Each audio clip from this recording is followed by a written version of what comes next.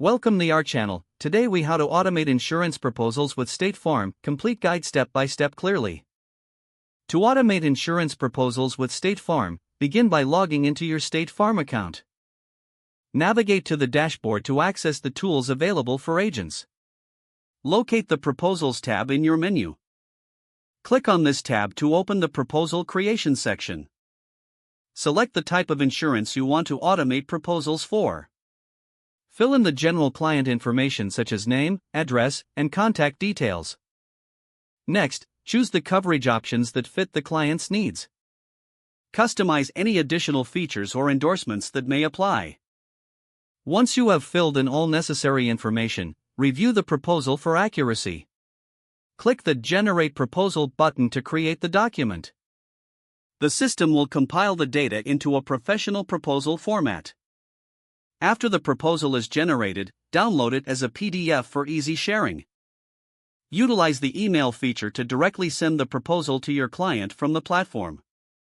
Set up reminders for follow-ups to ensure you stay in contact with your client. Consider using automated follow-up emails to keep the proposal fresh in their minds.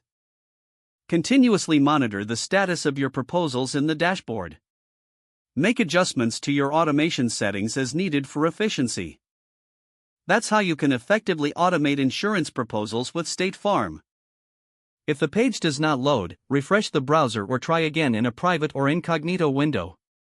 Make sure you are using the correct email address, then retype it carefully to avoid small typos. If your password is not accepted, use the reset option and create a new strong password you can remember. Check your spam folder for verification or security emails, then complete any requested confirmation steps. Enable two-factor authentication if available to improve account security and reduce unauthorized access risk. After signing in, review your profile details so your contact information and settings are accurate and current. If you see an error message, note it down and try again after restarting your device and internet connection. Log out when you finish, especially on shared devices, to keep your account and payment information secure. If the page does not load, refresh the browser or try again in a private or incognito window.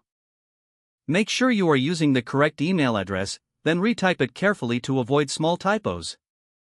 Don't forget to like this video and subscribe to our channel for more step-by-step tech guides.